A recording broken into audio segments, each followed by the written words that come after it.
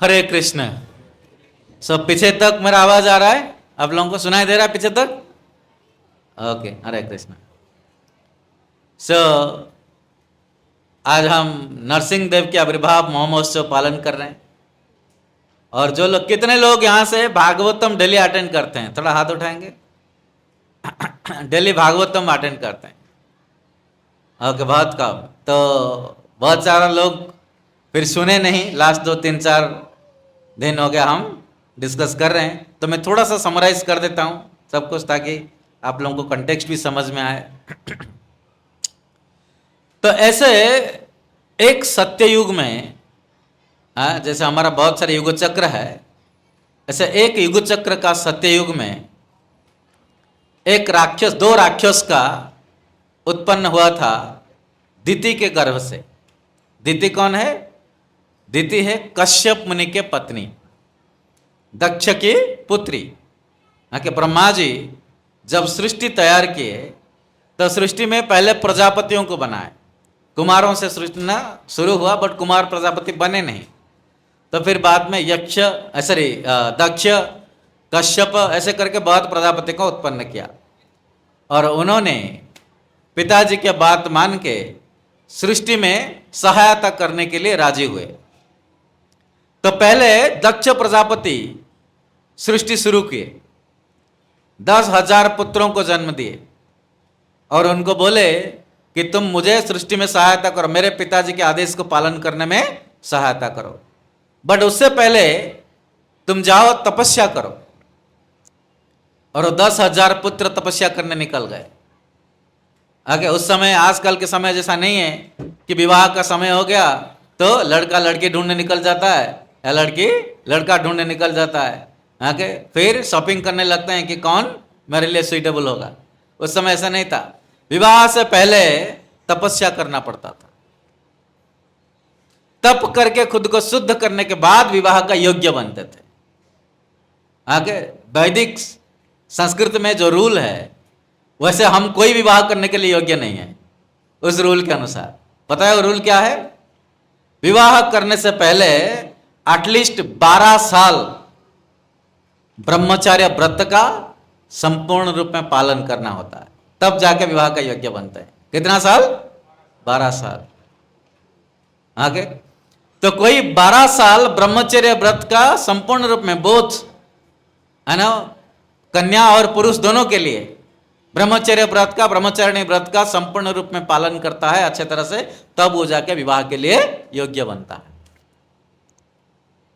तो इसलिए वो तपस्या करने चले गए और तपस्या कर रहे थे तो वहां पहुंच गए कौन? उनके चाचा जी नारद मुनि। क्योंकि नारद मुनि भी ब्रह्मा जी का पुत्र है और दक्ष भी ब्रह्मा जी का पुत्र है। और आके पूछे कि बच्चे क्या कर रहे हो? वो बोले पिताजी बोले हैं तपस्या करने के लिए। और वो जानते थे नारद मुनि को, तो सब लोग प्रणाम किए। बोले धन्य हो गए हम आपके दर्शन करने के लिए, दर्शन करने ना, दर्शन करके।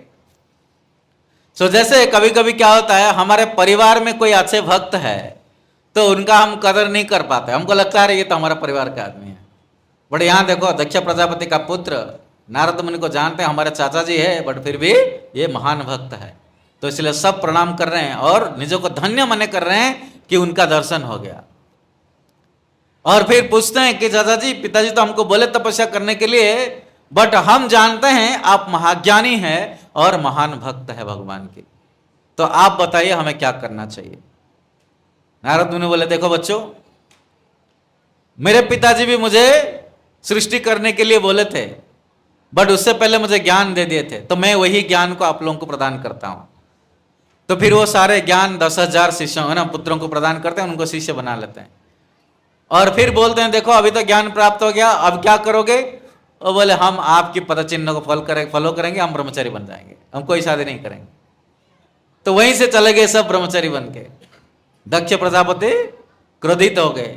फिर बोले ठीक है, मेरा ही भाई है, आगे, और अच्छे रास्ते में ले लिया।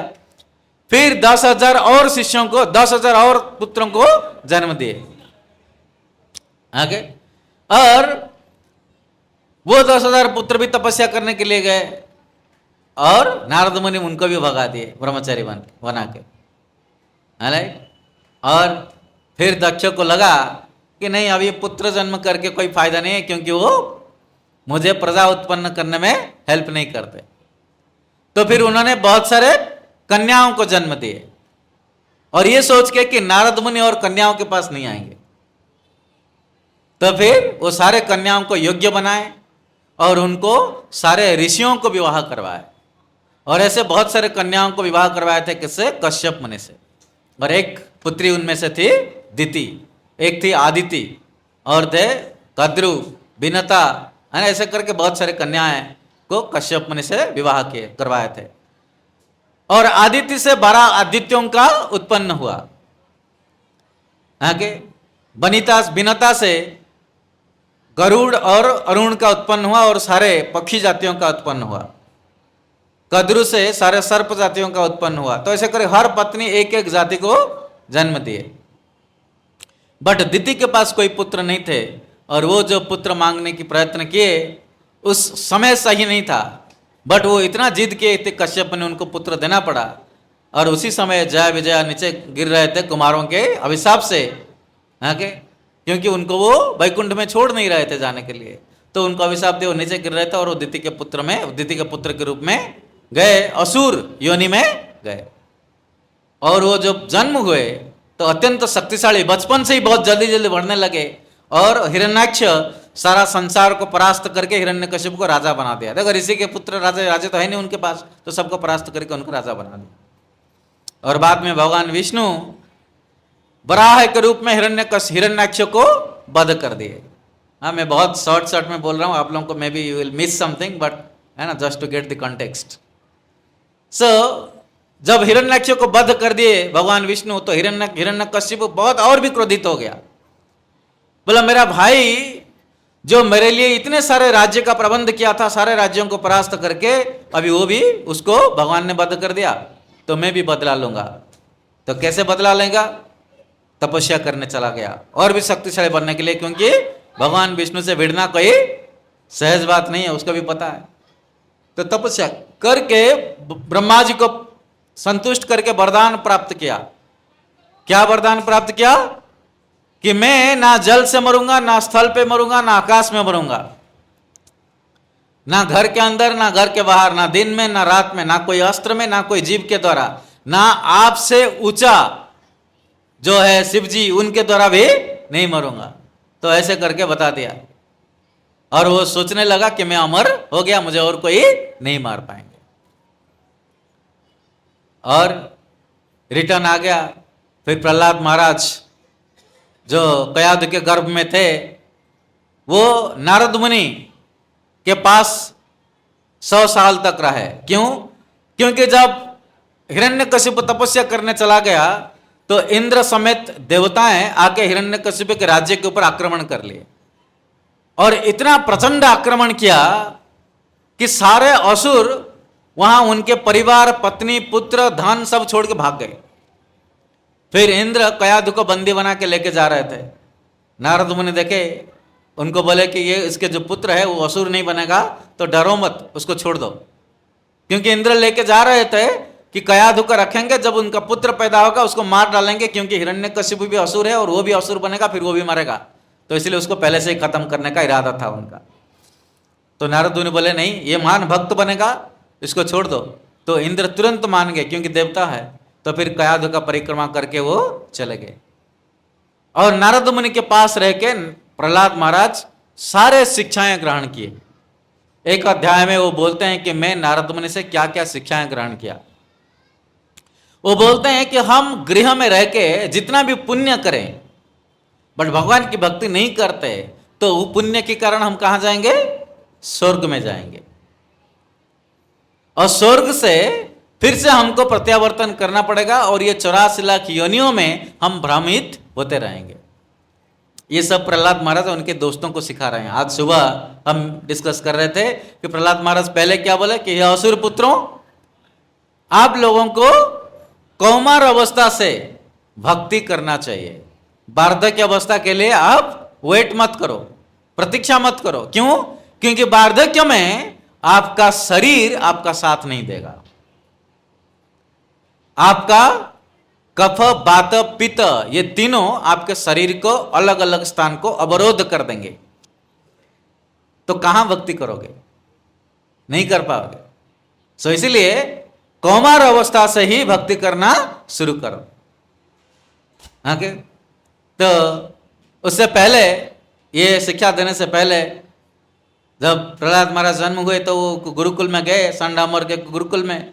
तो फिर हिरण्यकशिपु के पास जब उनको लेके आए, हिरण्यकशिपु पूछा कि क्या सीखा, तो प्रहलाद महाराज ने क्या बोला हिरण्यकशिपु को कि तुम बहुत समय तक गृहस्थ में रह गए और भोग करने लगे। गृहस्थी में रह के तुम भगवान की भक्ति नहीं करते हो, खुद को भगवान डिक्लेयर करके भोग करते रहते हो। तो अभी तुम्हारा समय हो गया, वानप्रस्थ ले लो और वन में चले जाओ, भगवान की भक्ति करो। बोला ये बालक पागल हो गया है, इसका दिमाग खराब हो गया है, तो लो उसको अच्छे से पढ़ाई करवाओ। दोबारा पढ़ाई करवा के लाए, फिर पूछे कि क्या सीखा। वो बोले श्रवणम कीर्तनम विष्णु स्मरणम पाद सेवनम अर्चनम बंदनम दास्यम साख्यम आत्मनिवेदनम। ये भगवान विष्णु के लिए श्रवण करो, कीर्तन करो, स्मरण करो, अर्चन करो, सब कुछ करो। जैसे आप लोग अभी अर्चन कर रहे थे, अभिषेक हम कर रहे थे, अभी श्रवण कर रहे हैं, इससे पहले कीर्तन कर रहे थे, तो ये सब भगवान विष्णु का करो। तो बहुत क्रोधित हो गया, फेंक दिया उसके गोद से उसको, बोला मार डालो उसको। और जितने भी प्रकार के प्रयत्न किए, प्रहलाद महाराज किसी भी प्रकार से मृत्यु को प्राप्त नहीं किए। तो फिर सांडामर को बोले थे बच्चा है, छोड़ दीजिए, ऐसे भी मर नहीं रहा है तो क्यों प्रयत्न करें, तो चलो हम मार पीट के फिर उसको ठीक कर देंगे। तो लेके गए, और जैसे लेके गए प्रहलाद महाराज उनके दोस्तों को शिक्षा देने लगे कि शुरुआत से तुम लोग कौमार अवस्था से भक्ति करना आरंभ करो, भगवान की भक्ति करना आरंभ करो। कौमारात आश्रित प्राज्ञा। और बोल रहे हैं तुम लोग असुर पुत्र हो, जब गृहस्थ बनोगे, गृह रूपक अंधकूप में गिरे रहोगे, वो अंधकूप से निकलने का रास्ता बहुत मुश्किल है। क्योंकि आप धन के साथ आसक्त रहोगे, परिवार के साथ आसक्त रहोगे, पावर के साथ आसक्त रहोगे, और वो आसक्ति को काट के फिर से भगवान भक्ति में, भगवत भक्ति में लगना बहुत मुश्किल है। तो इसलिए अभी से शिक्षा करो, गृहम अंधकूपम। तो फिर उसके असुर पुत्र बोलते हैं कि थोड़ा तो एंजॉय करने दो, क्या प्रॉब्लम है, हाँ थोड़ा सा भोग करने दो। जैसे आप लोग को लगता है हाँ थोड़ा इंजीनियरिंग कर ले, जब ये पढ़ाई कर रहे हैं थोड़ा जॉब कर लेते हैं, शादी वादी कर लेते हैं, थोड़ा बड़ा घर खरीद लेते हैं, गाड़ी वाड़ी खरीद लेते हैं, फिर भक्ति करेंगे, क्या जल्दी है। तो वही प्रश्न असुर पुत्र भी पूछे थे। बट प्रहलाद महाराज बोलते हैं कि ये जो भौतिक सुख की आप लालायित हो, वो सब क्या है, पुनः पुनः सर्वित चर्वणानम। गाय को देखें आप, गाय खाना खा लेता है, उसको पेट में स्टोर कर लेता है और फिर उसको निकाल के फिर से चबाता है। आगे तो ऐसे ही ये बोल ये जो भौतिक सुख है, ये सब पुनः पुनः सर्वित चर्वणानम, इसमें कोई रस नहीं है। ये कितने बार इसी प्रकार के भौतिक सुख को आपने भोग कर चुके हैं। आगे जैसे मैं आप लोगों को पूछूंगा कि जैसे आप, क्या नाम है आपका प्रभु जी? अभिषेक। शादी हो चुका है आपका? नहीं हुआ? शादी नहीं हुआ? आगे कितने बच्चे हैं आपका? एक भी नहीं है। शादी नहीं हुआ, बच्चे कैसे होंगे? बच्चे नहीं है, सच बोल रहे हो, एकदम सच। ओके, और कौन है? हाँ, आप क्या नाम है आपका? अनिकेत। हाँ, क्या आपका शादी हो गया? नहीं हुआ। बच्चे हैं आपका? नहीं है। ओके, इनका भी नहीं हुआ बच्चे, नहीं शादी हुआ। आप प्रभु जी, आपका क्या नाम है? शिव नारायण। ओके, शिव नारायण जी, आपका शादी हो गया? कितने बच्चे हैं आपका? एक ही, बस एक ही बच्चा है। कितने पत्नी है? एक ही पत्नी है। आए हैं माता जी? कहाँ है माता जी? हाथ उठाएं थोड़ा। माता जी ये सच बोल रहे हैं, एक ही पत्नी है इनका? एक ही है? सारे झूठ बोल रहे हैं, इंक्लूडिंग शिव नारायण प्रभु। हमारे करोड़ों पत्नियां रह चुके हैं, करोड़ों पति रह चुके हैं, क्योंकि कब हम नारी बने थे, कब हम पुरुष बने थे, और करोड़ों बच्चे हमारा पैदा हो चुके हैं। कहीं सुअर योनि में, कहीं कुकुर योनि में, कहीं मनुष्य योनि में, कहीं देव योनि में। अनेक प्रकार के बच्चे हम पैदा कर चुके हैं, अनेक योनि में हम रह चुके हैं, अनेक पत्नी और पति हम ग्रहण कर चुके हैं। यह बोलना कि मेरा कोई पुत्र नहीं है, कोई पत्नी नहीं है, इस शरीर में नहीं है, बट अनेक शरीर में हम अनेक पुत्र, अनेक पत्नी, अनेक पति हो चुके हैं। तो इसलिए प्रहलाद महाराज बोलते हैं जो सुख के लिए हम लालायित है वो सारे सुख हम ऑलरेडी भोग कर चुके हैं, और उसी सुख को प्राप्त करने के लिए फिर से प्रयत्न करते हैं और फिर से फ्रस्ट्रेटेड होते हैं, फिर से लगता है कि नहीं भैया इसमें रस नहीं है, और फिर दूसरा है ना सुख के लिए हम लालायित होते हैं। जितने भी यहां शादीशुदा है, शादी से पहले लगता है शादी कर लेंगे तो खुश हो जाएंगे, आगे शादी करने के बाद पता चलता है कि यार इतना खुश, इतना आनंद तो है नहीं। आगे फिर बोलते हैं बच्चे हो जाएंगे तो आनंद आ जाएगा, आगे फिर बोलते हैं नहीं इतना भी आनंद नहीं है बच्चे होने में, ठीक है। आगे फिर बोलते हैं नहीं बच्चों को शादी करवा लेंगे तो आनंद आ जाएगा। फिर बच्चों का शादी हो जाता है, फिर है ना आपकी ससुर बहू, सास बहू में झगड़ा होता है, बोला रहे इतना भी आनंद नहीं है। बच्चे के बच्चे हो जाएंगे तो उनके साथ खेल के आनंद मिलेगा। तो ऐसे करके हम हर चीज से आनंद ढूंढने लगते हैं, बट कहीं पूर्ण तरह से आनंद नहीं मिलता। शुरू शुरू से कभी आनंद का आभास होता है थोड़ा सा, बट फिर बाद में जाके वो भी, जैसे बच्चा कैट प्रिपेयर करता है, बहुत परिश्रम करके कैट प्रिपेयर करता है, और जैसे एडमिशन हो जाता है आईआईएम में, उसको लगता है कि अभी मेरा सुख ही सुख है, और फिर इतना केस एनालिसिस, इतने क्विजेस, सडनली प्रोफेसर आएगा बोलेगा कि आज सरप्राइज क्विज है, आधे बच्चे क्लास में नहीं होंगे, सबका माइनस मार्क और ग्रेड खराब, रोते रहेंगे। अभी अभी मैं ग्रेड सबमिट करके आया हूं, मेल के बाद मेल आ रहा है कि सर प्लीज मुझे क्लास पार्टिसिपेशन में थोड़ा सा मार्क दे दीजिए, मेरा डी हो गया, एफ हो गया, नौकरी नहीं मिलेगा। आगे जो सोच रहे थे कैट क्लियर हो गया, अभी आनंद ही आनंद है, बट यहाँ के बोलते भाई कहाँ आनंद है, यहाँ भी दुख है। फिर बोलते हैं एक बार आईआईएम से निकल जाए, नौकरी हो जाएगा, तब आनंद ही आनंद है, तब जाके फिर वो बोलेगा अरे यार क्या आनंद है, यहां भी इतना गधे जैसे काम करना पड़ रहा है। सो ऐसे इसलिए प्रहलाद महाराज ये क्या होता है, पुनः पुनः चर्बित चर्वणानाम, जो चीज हम ऑलरेडी चबा चुके हैं उसी को चबा के फिर उसी से रस प्राप्त करने का प्रयत्न करते हैं। आप गन्ने का रस पिए हैं कभी? गन्ने का रस में वो जो गन्ने का मशीन में जो आदमी क्या करता है, एक बार डालता है, 2 बार, 4 बार, 5 बार, 6-7 बार डालता है, जब तक वहां से कुछ नहीं निकलता है। आगे आप उसी को पकड़ के चबाओगे तो मीठा लगेगा, कोई मिठास नहीं रहेगा, क्योंकि सारा मिठास निकल गया। तो ऐसे ही हम पुनः पुण्य चर्बित चर्वणानाम, आनंद प्राप्त करने का प्रयत्न कर रहे हैं, बट मिलता नहीं है, ये प्रहलाद महाराज बोल रहे हैं। तो इसीलिए है ना कुमारत आश्रयत प्राज्ञ, और बोलते हैं तुम स्वर्ग जाने के लिए इच्छुक हो तो स्वर्ग से भी यहां आना पड़ेगा, सब कुछ है ना चिरंतन, यहां कुछ भी चिरंतन नहीं है, सब इम्परमानेंट है। ओके, सो इसीलिए भगवान नारायण, भगवान विष्णु के पूजा करो, उनकी आराधना करो, ताकि आप जन्म मृत्यु जरा व्याधि ये जो चक्र है, इस चक्र से मुक्त होके भगवत धाम जा सकते हो और भगवान विष्णु के अनंत सेवा में लीन हो सकते हो। तो ऐसे समझा रहे हैं। और ये देख के सारे शिष्य है ना, बहुत सारे और शिक्षाएं हैं, हमारे पास तो समय नहीं है उसको जाने के लिए, बट है ना ये सब शिक्षा देने के बाद सारे उसका असुर साथियां जो है वो कन्विंस्ड हो जाते हैं। ओके, क्यों कन्विंस्ड होते हैं? क्योंकि प्रहलाद महाराज जो प्रचार कर रहे थे वो वही प्रैक्टिस भी कर रहे थे। वो खुद के जीवन में भगवान विष्णु की आराधना करते थे, सेवा करते थे, उनकी स्मरण करते थे, और वो दोस्तों को बोलते थे करने के लिए। जब हम खुद मदिरा पान कर रहे हैं और दूसरों को बोल रहे भाई मदिरा पान मत करना, बहुत बुरी चीज है, लोग क्या बोलेंगे, पहले तुम तो छोड़ दो। खुद सिगरेट पकड़ के बोलेंगे भाई सिगरेट बहुत गंदी चीज है, आप लोग मत पीना। अरे इतना समझ है तो खुद छोड़ दो पहले। तो जब खुद का आदत है फिर दूसरों को हम सुधार नहीं सकते। तो ऐसे ही जब खुद प्रैक्टिस नहीं कर, अभ्यास नहीं कर रहे हैं, भगवान विष्णु के भक्ति नहीं कर रहे, दूसरों को बोलेंगे तो कोई फायदा होता नहीं। आगे तो प्रहलाद महाराज से सुन के हर असुर से उनका जो साथी सब क्या हो गए, भक्त बन गए। और जब ब्रेक होता था सब लोग मिलके कीर्तन करते थे, डांस करते थे, डांसिंग कीर्तन करते थे। और उनके जो टीचर संडा अमर का एक बार देख लिए हैं कि जब वो प्रवेश कर रहे हैं क्लासरूम में, तो क्लासरूम में क्या चल रहा है, हरे कृष्णा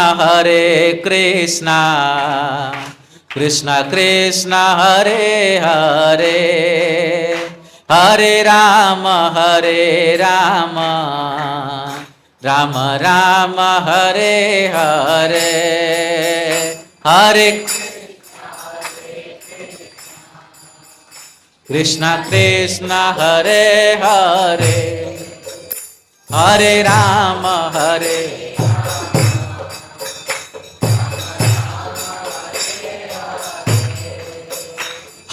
कृष्णा कृष्णा कृष्णा हरे हरे, हरे राम राम राम हरे हरे, हरे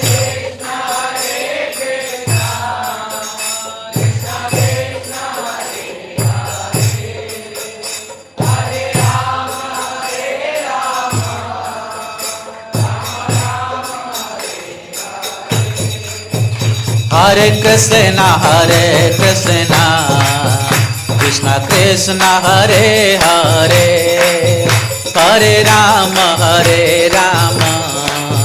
राम राम हरे हरे।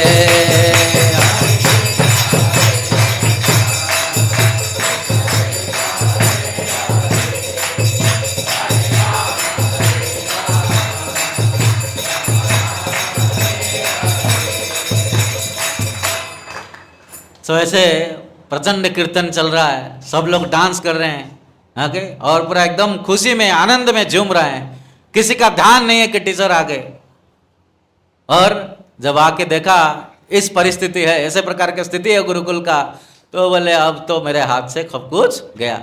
ये बंदा को मैं लेके आया था कि ठोक पीट के सीधा करके लेके जाऊंगा, बट ये तो दूसरों को भी प्रचार करके खराब कर दिया, अब हम कुछ नहीं कर सकते।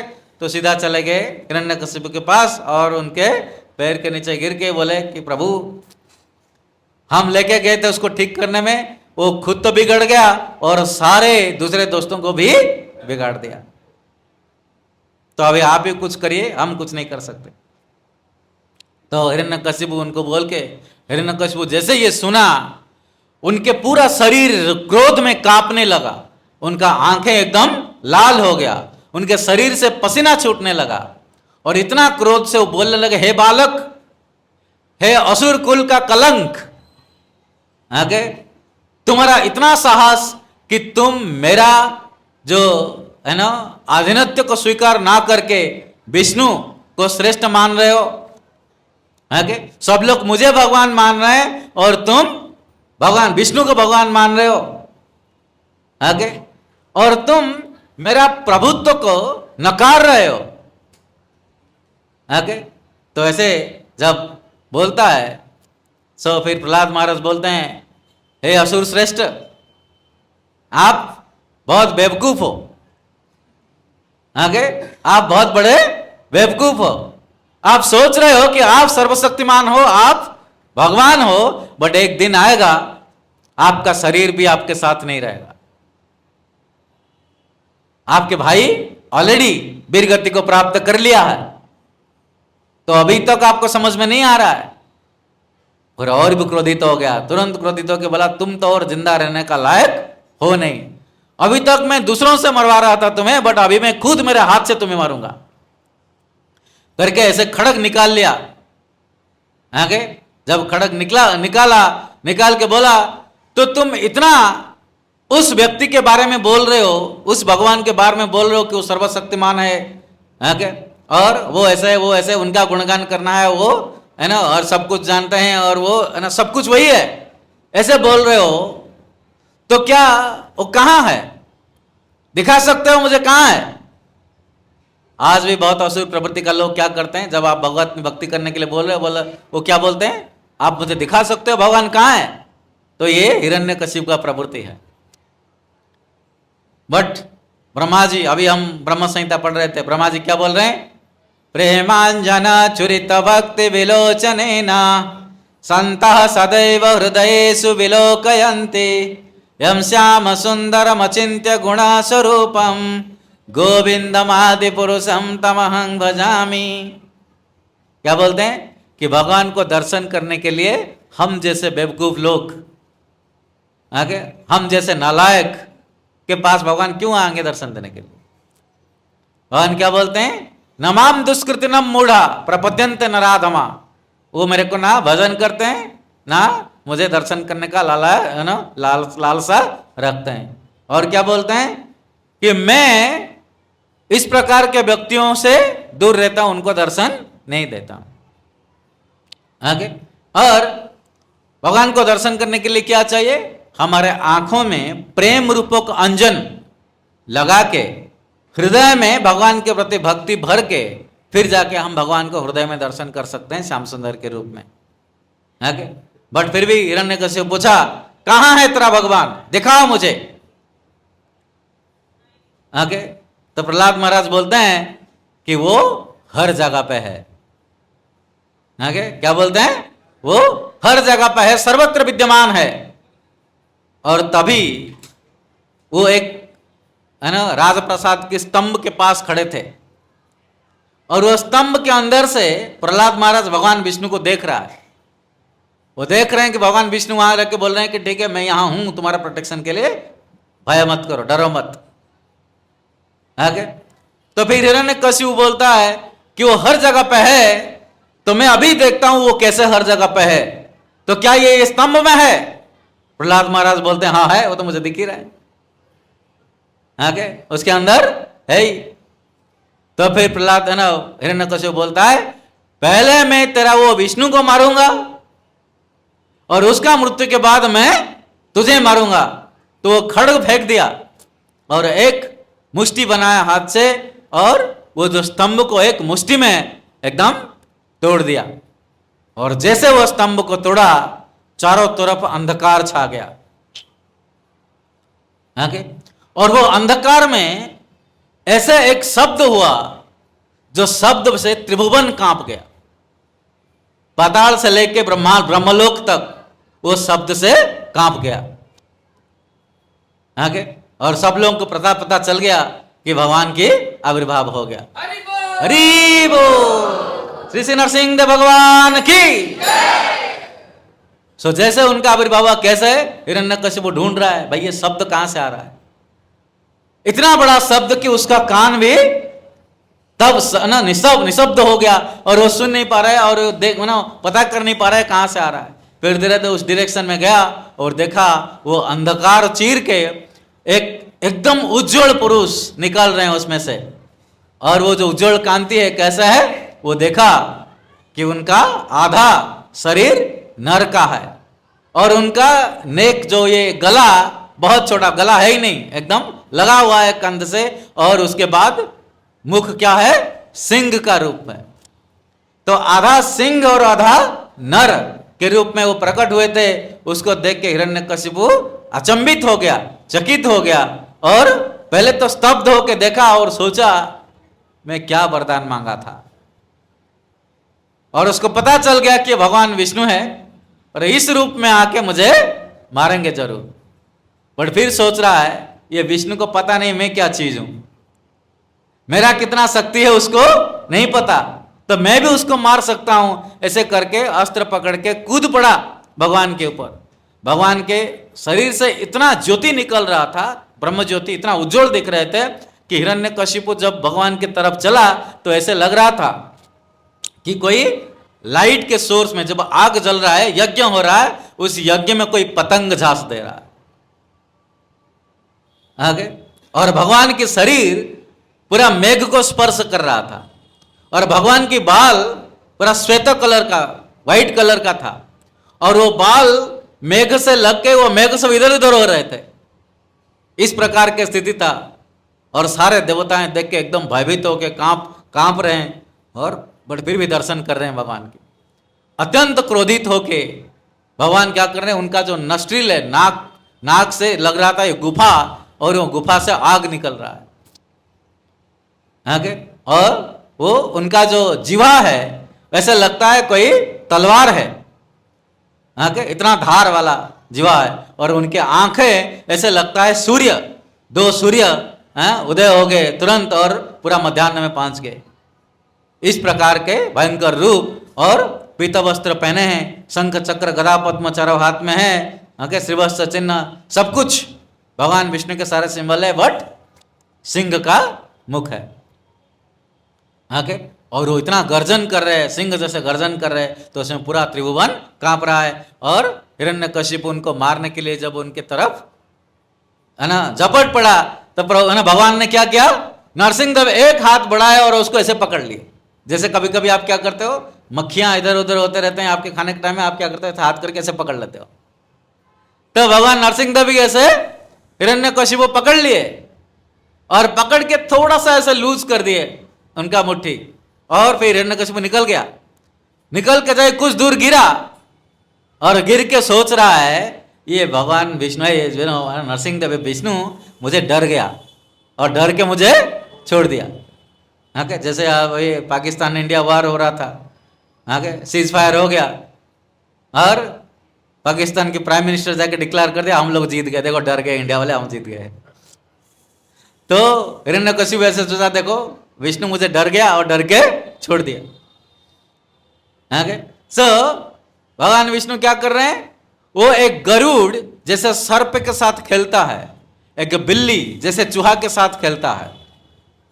चूहा को पकड़ लेता है और फिर थोड़ा छोड़ देता है, फिर जब वो जाने का प्रयत्न करता है फिर से पकड़ लेता है। तो भगवान क्या कर रहे हैं, उसको ऐसे छोड़ देते हैं और फिर सारे अस्त्र लेके भगवान के ऊपर वो फिर से प्रहार कर रहा है, और भगवान फिर उसको सारे अस्त्र को नाकाम कर रहे हैं, राइट। और हिरण्यकशिपु सोच रहा है मैं कोई और दूसरा अस्त्र लेके मार डालूंगा, और सारे अस्त्र सारे शस्त्र त्याग कर दिया, बट वो अप्लाई कर दिया, बट भगवान विष्णु का कुछ नहीं कर पाया, नरसिंहदेव का कुछ नहीं कर पाया। वो क्रोधित होकर गर्जन कर रहे हैं, और देवताएं सोच रहे हैं भगवान इसको छोड़ क्यों दिए, पकड़ तो लिए थे, छोड़ क्यों दिए, उसको मसल लेते।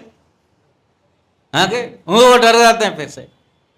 फिर भगवान ने क्या किया, देवताओं को, क्योंकि वो वेट कर रहे थे, जब वो तब तक फाइट कर रहे थे, क्योंकि थोड़ा सा शाम से पहले जब हम लेक्चर स्टार्ट किए तब भगवान आविर्भाव हो गए थे। आगे और वो किस समय का, इसी समय का पूरा शाम, जैसा 7 बज गया अभी भगवान आविर्भाव हो रहे हैं। बोलो श्री लक्ष्मी नरसिंहदेव भगवान की, श्री प्रहलाद महाराज की, लक्ष्मी नरसिंहदेव आविर्भाव महोत्सव की।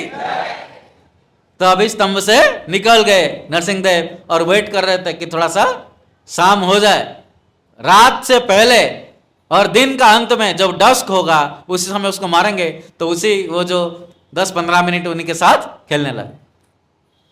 और जैसे इसी समय आया, डस्क के समय आया, तो प्रहलाद महाराज को सॉरी नरसिंहदेव क्या किए, हिरण्यकशिपु को पकड़ लिए, पकड़ के हवा में उठा लिए, और खुद ऐसे पोजीशन में खड़े हो गए जैसे उनका जो पैर है वो 2 स्तंभ जैसे है, और उनका जो जंघा है वो चेयर बन गया, और उसको हिरण्यकशिपु लाके वो जंघा के ऊपर रख दिए।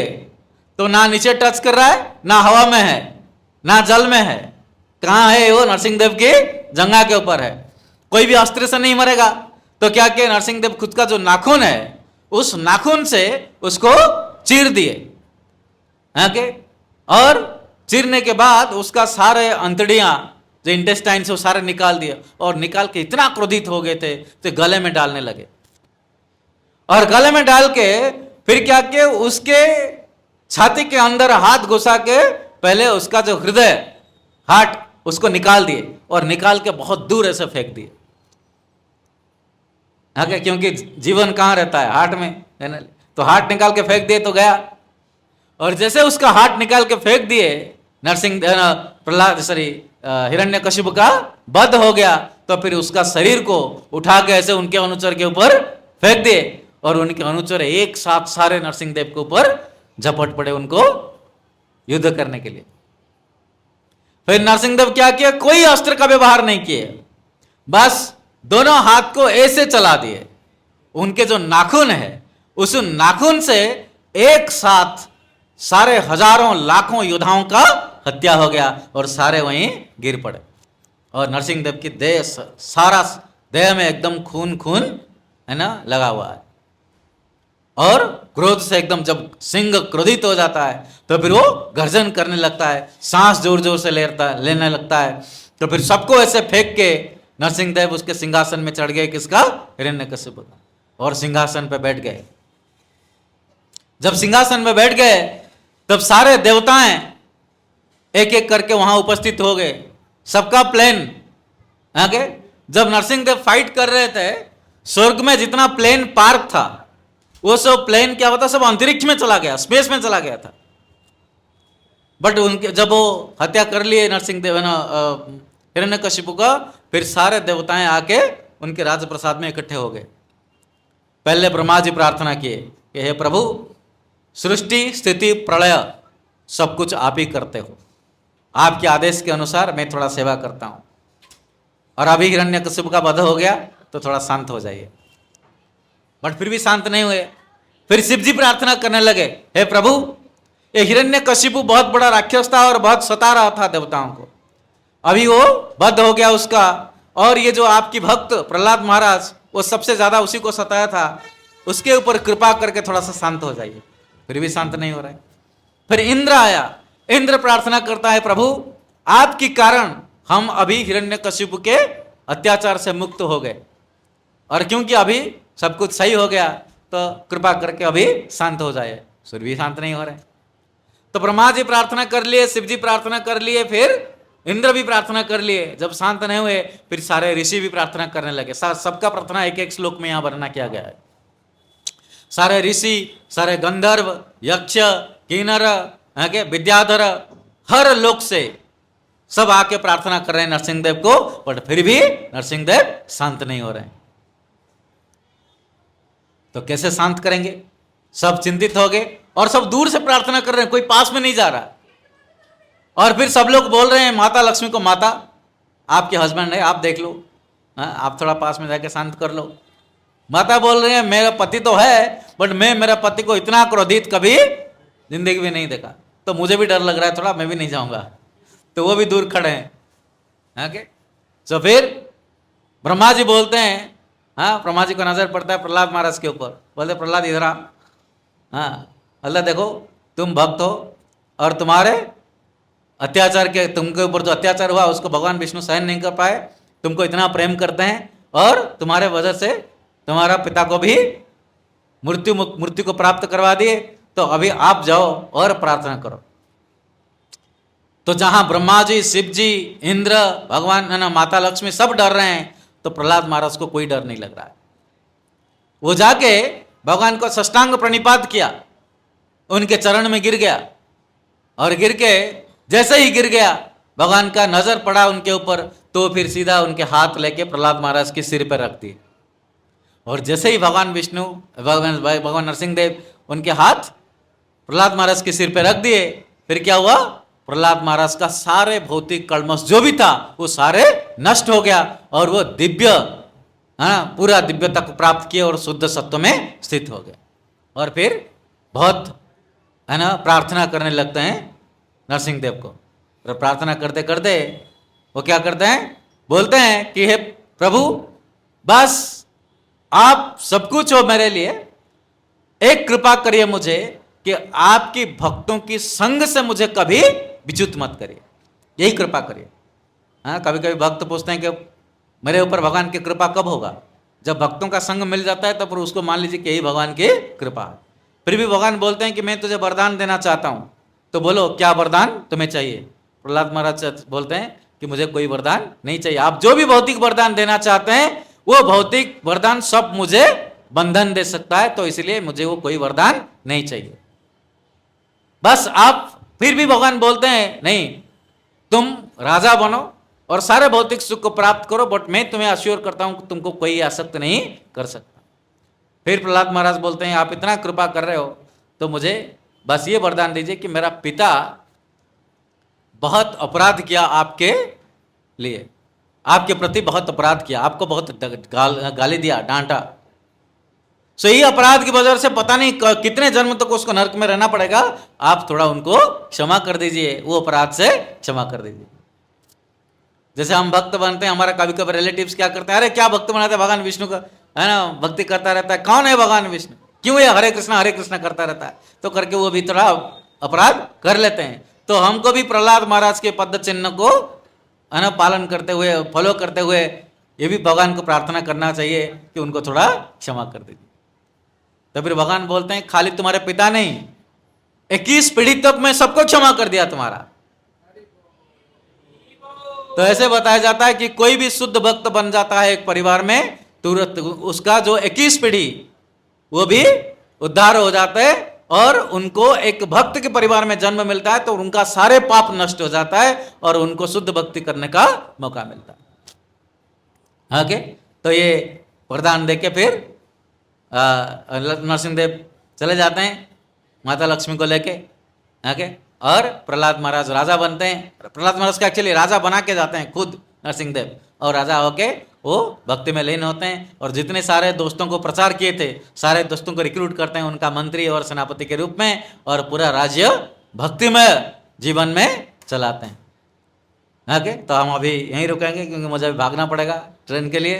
ओके, सो आप लोगों को बहुत बहुत धन्यवाद और बहुत बहुत शुभकामनाएं आज की श्री नरसिंह चतुर्दशी के महामहोत्सव को पालन करने के लिए।